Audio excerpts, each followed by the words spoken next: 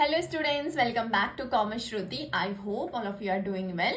आप सबको पता है जो मेरे चैनल में ऑलरेडी जुड़े हुए हैं कि हमने अकाउंट्स के बेसिक कुछ कॉन्सेप्ट, कुछ टर्म्स हमने पढ़े हुए हैं, कवर किए हुए हैं। हमारी एक सीरीज चल रही है, ठीक है। तो आज उस सीरीज में हम स्टार्ट करेंगे अपना नया topic, that is the accounting concepts. मैंने आपको बेसिक टर्म्स करवाए, ऑलमोस्ट मैंने जो इंपॉर्टेंट टर्म्स थे ना वो ऑलरेडी कवर कर लिए। लेकिन अगर मुझे लगेगा कि कोई टर्म मिसिंग है जो आपको पता होना चाहिए तो मैं उसको side by side add on करती रहूंगी उस सीरीज में। और अगर आपको भी लगता है कि आपको किसी टर्म का मतलब नहीं पता और वो हमसे मिस हो गया है और आपको किसी टर्म का मतलब जानना है तो प्लीज़ आप कमेंट सेक्शन में बता दीजिए, मैं आपको उस पर्टिकुलर टर्म का क्या मतलब है उसे एक्सप्लेन कर दूंगी। ठीक हो गया? तो बढ़ते हैं आज की वीडियो की तरफ। तो आज मैं आपको पढ़ाने वाली हूँ अकाउंटिंग कॉन्सेप्ट्स। हमारे अकाउंट्स में जो आपको बेसिक चीज पढ़नी होती है उसमें सबसे पहली चीज क्या आती है? Accounting concepts and conventions. ठीक है, तो अकाउंट्स के कुछ कॉन्सेप्ट है जो आपको फॉलो करने होते हैं अकाउंट्स पढ़ने के लिए, आगे के अकाउंटिंग इक्वेशंस करने के लिए, जनरल एंट्रीज पास करने के लिए, और कुछ कन्वेंशंस भी होती हैं। तो आज की क्लास में हम डिस्कस करेंगे अबाउट द अकाउंटिंग कॉन्सेप्ट्स। सारे कॉन्सेप्ट एक दिन में कवर नहीं करूंगी मैं आज 3 कॉन्सेप्ट्स आपको यहाँ पे क्लियर करूंगी, बाकी के जो रिमेनिंग कॉन्सेप्ट्स हैं नेक्स्ट वीडियोज में उसे कवर करेंगे। ठीक है, बढ़ते हैं आगे। तो आज का पहला कॉन्सेप्ट क्या है? Separate entity concept. देखो, नाम से पता चल रहा है कि क्या है? Separate entity concept. Separate entity concept ये कहता है कि जो बिजनेस है और जो ओनर है ना, दोनों की अपनी अपनी अलग एक पहचान है। यानी कि ओनर अपनी जगह उसकी फिजिकल आइडेंटिटी है, जैसे कि मैं हूँ, मैंने बिजनेस स्टार्ट किया तो मेरी क्या फिजिकल आइडेंटिटी है, मेरा नाम है, लोग मुझे मेरे नाम से जानते हैं। लेकिन लोग मेरे बिजनेस को क्या करेंगे? मेरे नाम से नहीं जानेंगे, लोग मेरे बिजनेस को मेरे बिजनेस के ही नाम से जानेंगे।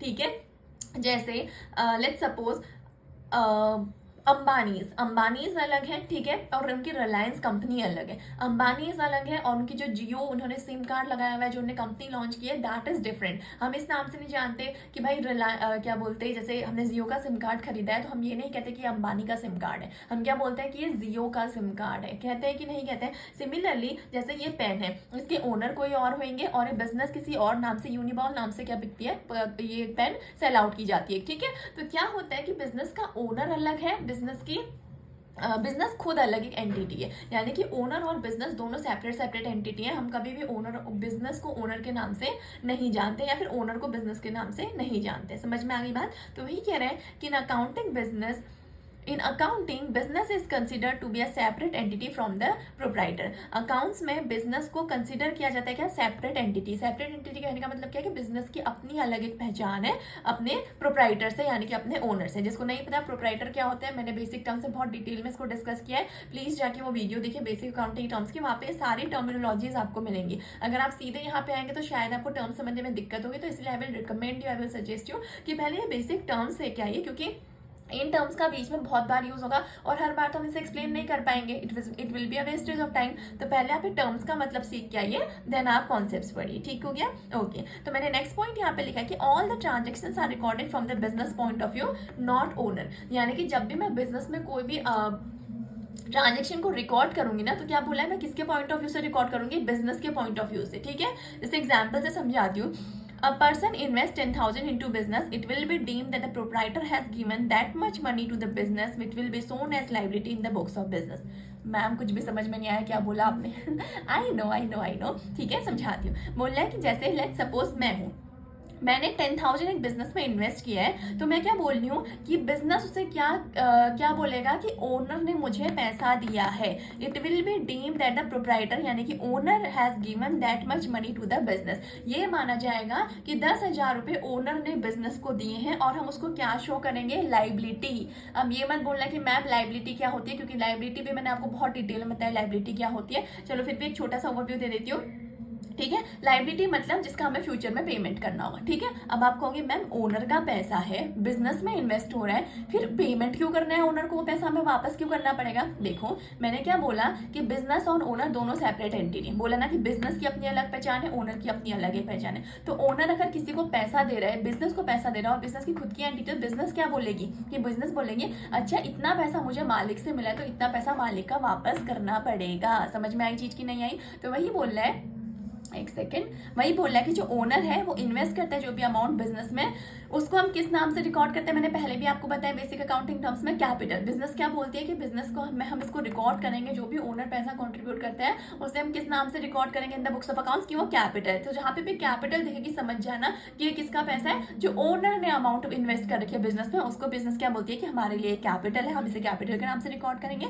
और ये बिजनेस के लिए क्या होती है, एक तरीके से लाइबिलिटी। लाइबिलिटी क्यों होती है मैंने अभी भी आपको बताया, बिकॉज आज नहीं तो कल कंपनी को क्या करना पड़ेगा, अगर बिजनेस का वाइंड अप होता है, बिजनेस हमारा लॉस में जा रहा होता है या बिजनेस किस तरीके से बंद हो जाता है, तो क्या होगा, ओनर का पैसा हमें उसको रिटर्न करना पड़ेगा। यानी कि वो अमाउंट जो हमें फ्यूचर में किसी को पे करनी होती है वही तो बिजनेस के लिए लाइबिलिटी होती है। तो इसीलिए बोला जाता है कि ओनर का पैसा जो भी ओनर ने इन्वेस्ट किया उसे हम कैपिटल के नाम से क्या करते हैं, रिकॉर्ड करते हैं। और इस कैपिटल को हम लाइबिलिटी कंसीडर करते हैं। क्यों? क्योंकि इस कैपिटल पे बिजनेस को क्या करना होता है, ओनर को इंटरेस्ट पे करना होता है। यानी कि जो भी ओनर ने अमाउंट इन्वेस्ट करी है बिजनेस के बदले वो कुछ तो उसे देगा, वरना ओनर क्यों इन्वेस्ट करेगा, ओनर को प्रॉफिट मिलेगा, अपनी कैपिटल पे इंटरेस्ट मिलेगा, इसलिए तो उसने वो पैसा लगाया हुआ है ना। तो बिजनेस उसे क्या बोलते हैं कि बिजनेस के लिए तो वो लाइबिलिटी है। क्यों? क्योंकि यहाँ पे हम क्या मान रहे हैं कि बिजनेस भैया अलग है और हमारा ओनर अलग है। ठीक हो गया। लेकिन देखा जाए तो ओनर का ही तो पैसा लगा हुआ है, ओनर का ही तो पैसा है ना, वो जो भी हम कह रहे हैं कैपिटल है, जो भी उसने अमाउंट इन्वेस्ट किया, जो भी लाइबिलिटी है। लेकिन जस्ट बिकॉज हम ये मानते हैं कि बिजनेस और ओनर दोनों की अपनी अपनी पहचान है, तो हम क्या कह देते हैं यहाँ पे कि जो कैपिटल है यानी कि ओनर का पैसा है वो बिजनेस के लिए क्या हो जाएगी, बोलते हैं हम लाइबिलिटी। समझ में आ गई चीज? ठीक है, आगे बढ़ते हैं।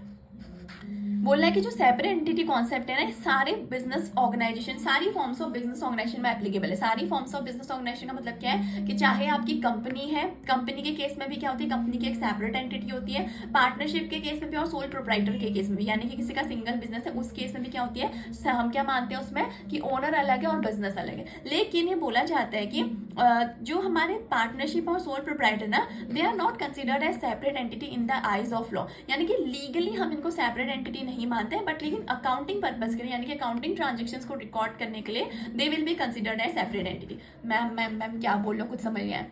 अच्छा, समझाती हूँ। जैसे कि मैंने आपको ऑलरेडी बताया कि कितने तरीके के बिजनेस हो सकते हैं। या तो मैं सिंगल अपना बिजनेस खोलेंगे उसको सोल प्रोप्राइटर बोल दूंगी मैं, ठीक है। या मैं हम लोग 4-5 लोग मिलकर बिजनेस खोलें तो उसको हम पार्टनरशिप हम बोलते हैं। या फिर मैंने कोई एक कंपनी स्टैब्लिश कर ली, ठीक हो गया। तो इतने तरीके के बिजनेस हो सकते हैं। अब बोला है कि कंपनी जो होती है उसकी तो सेपरेट एंटिटी होती है, यानी कि लॉ खुद कहता है, लीगल टर्म्स में भी उसकी अपनी एक सेपरेट एंटिटी होती है। वो उसमें लॉ ही खुद कहता है कि बिजनेस और ओनर सेपरेट एंटिटी है। लेकिन पार्टनरशिप और सोल प्रोप्राइटर के केस में लीगली उनकी सेपरेट एंटिटी नहीं होती। वही बोल रहा है कि it is not considered as separate entity in the eyes of law.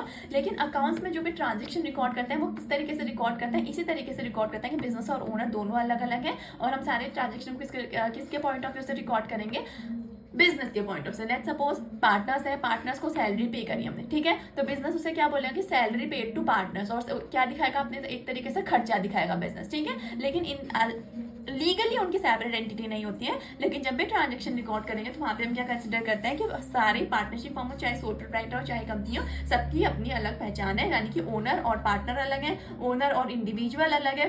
मतलब जब इनके सोल प्रोप्राइटर जो इंडिविजुअल है, जो ओनर है, वो अपने बिजनेस से बिल्कुल अलग है, और कंपनी के केस में तो अलग है ही। समझ में आ गया? तो इन शॉर्ट कहूँ तो सेपरेट एंटिटी कॉन्सेप्ट सिर्फ ये कहता है कि ओनर और बिजनेस दोनों की अपनी अलग पहचान है। ओनर के नाम, ओनर और बिजनेस की अपनी अलग पहचान होने की वजह से जो भी बिजनेस में हम ट्रांजेक्शन रिकॉर्ड करते हैं वो बिजनेस के पॉइंट ऑफ व्यू से रिकॉर्ड करते हैं, उसमें ओनर के नाम का कोई लेना देना नहीं होता है। जैसे एक फर्म है, लेट्स सपोज XYZ फर्म है, ठीक है। जैसे SBI बैंक है, हम क्या बोलते हैं, उसकी अपनी एग्जिस्टेंस है ना, हम उसको किसके नाम से जानते हैं, हम उसको SBI के नाम से जानते हैं, हम उसे स्टेट बैंक ऑफ इंडिया के नाम से जानते हैं। हम बोलते हैं कि स्टेट बैंक ऑफ इंडिया में पैसे डालना है, स्टेट बैंक ऑफ इंडिया से पैसे निकालने। हम उसके फाउंडर का नाम लेके नहीं बोलते कि उससे पैसे लेने जा रहे हैं, हम किससे क्या बोलते हैं कि हम SBI से पैसे निकालने जा रहे हैं, ठीक है। तो उससे क्या होता है, बिजनेस अलग है और ओनर अलग है। I hope this concept is clear to you, ठीक है।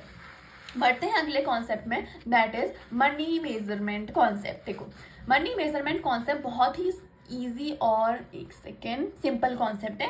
ये कॉन्सेप्ट ये कहता है कि देखो, मनी मेजरमेंट वही कह रहा है कि जो मनी में मेजर किया जा सके। यानी कि अकाउंट्स में हम सिर्फ उन्हीं ट्रांजेक्शन को रिकॉर्ड करेंगे। आगे जब आप आगे जाओगे, देखोगे आप अकाउंटिंग इक्वेशन कर रहे हो, जर्नल एंट्री पास कर रहे हो, तो आपको बहुत सारे ट्रांजेक्शन देखने को मिलेंगे, ठीक है। एक दिन में बिजनेस में तो कितने सारे ट्रांजेक्शन परफॉर्म करते हैं हम, चाहे सिंगल बिजनेस कर रहे हो, चाहे कंपनी हो, चाहे पार्टनर्स होंगे, ठीक है। तो सारे ट्रांजेक्शन को हम रिकॉर्ड करते हैं। तो रिकॉर्ड करते हैं तो वहाँ पे हमें सबसे पहली चीज़ क्या देखनी होती है कि हम वही ट्रांजेक्शन रिकॉर्ड करते हैं which can be expressed in monetary terms.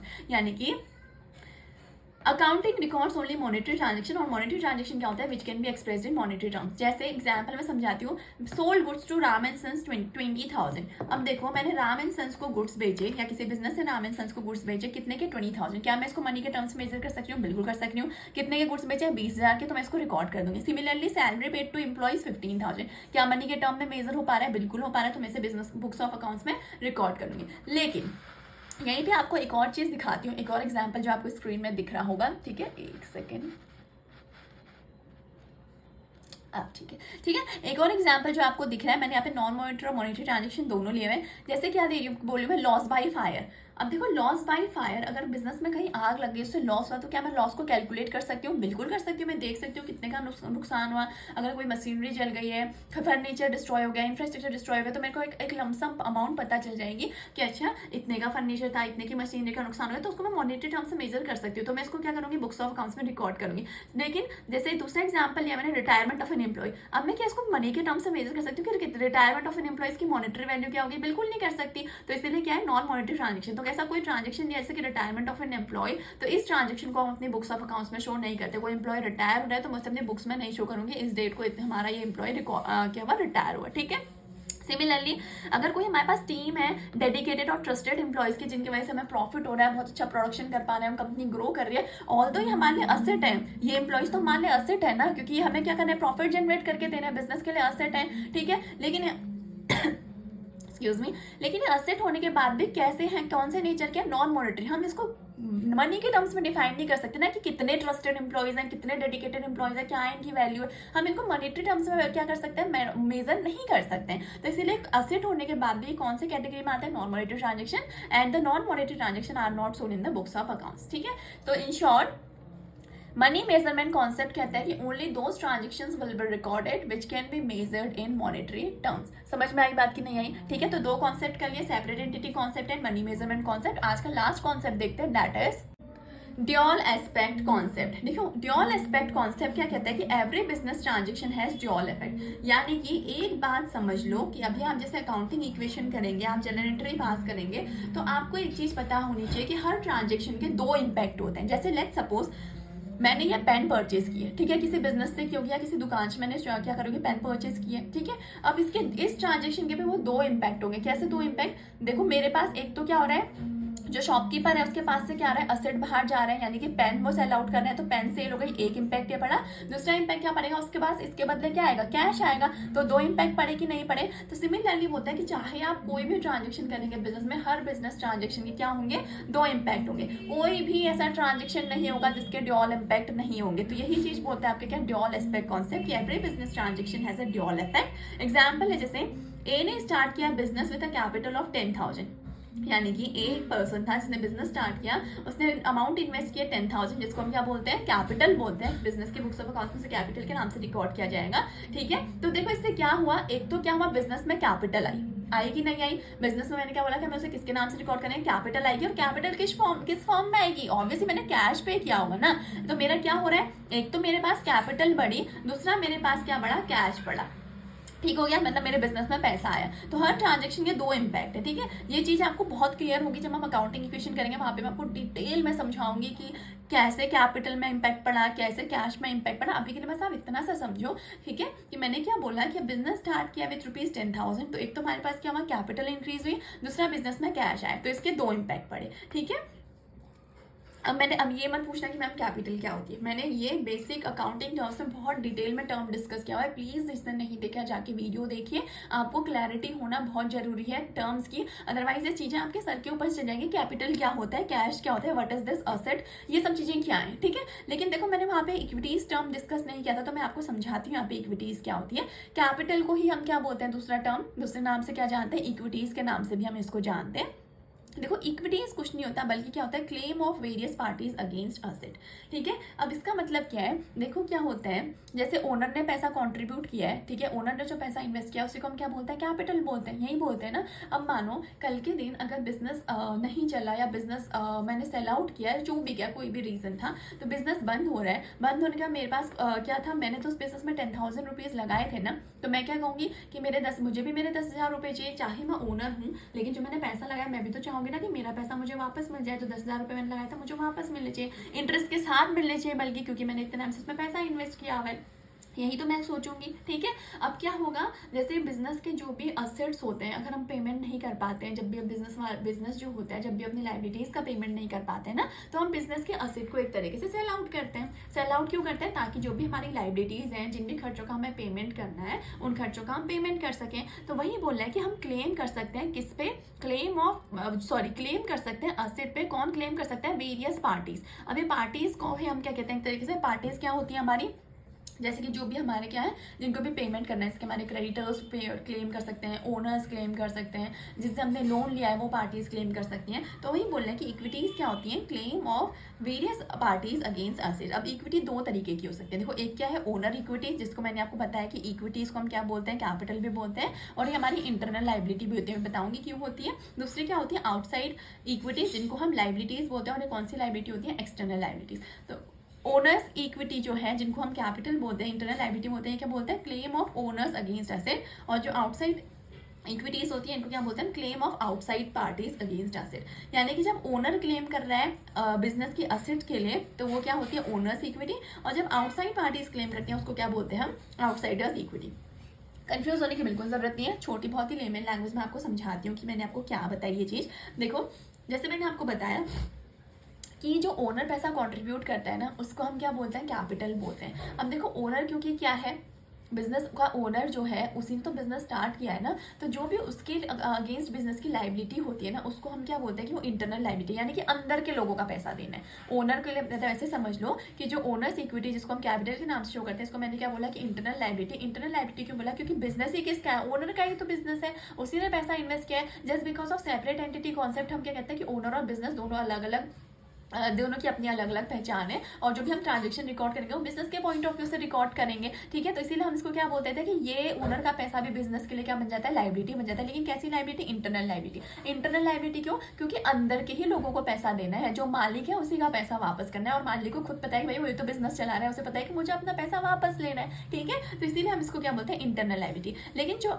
Outsiders equity होती है ना, उनको हम एक्सटर्नल लाइबिलिटी बोलते हैं, यानी कि जो आउटसाइड पार्टीज क्लेम करते हैं। जैसे कि मैंने किसी से क्रेडिट में सामान लिया था, ठीक है, तो मेरे लिए जैसे जो भी क्रेडिटर्स होंगे या किसी से मैंने लोन लिया हुआ था, वो तो एक्सटर्नल पार्टीज है ना, वो उन्होंने तो बिजनेस स्टार्ट नहीं किया है, उन्होंने तो मेरे बिजनेस में क्या किया, एक तरीके से इन्वेस्ट किया है। तो जब वो पार्टीज जो क्या है, आउटसाइड पार्टीज हैं, वो जब मेरे बिजनेस के असेट के लिए क्लेम करेंगी, वो क्लेम कर सकती हैं। जैसे जो लोन, जिन्होंने मुझे लोन दिया है, वो मुझे लोन क्यों देंगे, मेरे बिजनेस के असेट वगैरह देख के, सब कुछ देख के तो मुझे लोन देंगे ना, कि ताकि अगर ये लोन का पेमेंट नहीं भी कर पाए तो हम इसके असेट्स को सेल आउट करेंगे और अपना पैसा ले लेंगे। ठीक है, तो वो भी मेरे क्या कर सकते हैं, असेट पे क्लेम कर सकती हैं आउटसाइड पार्टीज में। तो जब आउटसाइड पार्टीज क्लेम करती हैं बिजनेस को, उसको हम क्या बोलते हैं, आउटसाइडर्स इक्विटी। और इनको हम क्या बोलते हैं, ये एक्सटर्नल लाइबिलिटी, यानी कि जो बिजनेस को पे करनी है आउटसाइड पार्टीज को, जो बिजनेस को अंदर के लोगों को, अपने ओनर को ही पे करनी होती है, उसको हम क्या बोलते हैं, इंटरनल लाइबिलिटी। लेकिन जब बिजनेस को आउटसाइड पार्टीज को पेमेंट करना होता है, जैसे कि जो क्रेडिटर्स हैं, डिबेंचर होल्डर्स हैं, जिनको लोन लिया था, उनका इंटरेस्ट का पेमेंट करना है, ठीक है, जो क्रेडिटर्स हैं उनका पेमेंट करना है, तो उसको हम क्या बोलते हैं कि वो हमारे लिए क्या है,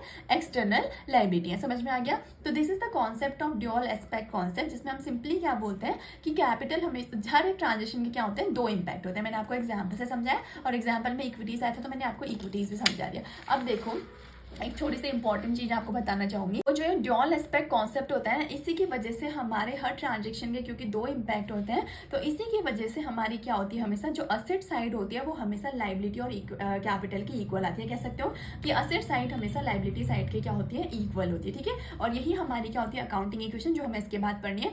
अकाउंटिंग इक्वेशन क्या कहती है कि जितने भी हमारे असेट्स हैं वो हमेशा हमारे लाइबिलिटीज और कैपिटल की इक्वल होंगे। अब आप कहोगे मैम यहाँ पे लाइबिलिटीज और कैपिटल क्यों लिखा हुआ है, सिर्फ लाइबिलिटीज क्यों नहीं, तो मैंने आपको बता दिया कि लाइबिलिटी नाम किसके लिए दिया जाता है, एक्सटर्नल लाइबिलिटी, यानी कि जो हमें आउटसाइड पार्टीज का पेमेंट करना होता है उसके लिए बिजनेस का टर्म यूज करता है लाइबिलिटीज। और कैपिटल टर्म किसके लिए यूज करता है, जो इंटरनल लाइबिलिटी होती है, यानी कि जो ओनर का पैसा होता है, जो हमें अंदर के लोगों को पेमेंट करना है, उसके लिए क्या टर्म यूज करता है, कैपिटल। समझ में आ गया। दोनों है क्या बिजनेस के लिए, दोनों ही लाइबिलिटीज है, बस ये फर्क कितना है कि ये इंटरनल लाइबिलिटी है और ये क्या है, एक्सटर्नल लाइबिलिटी है।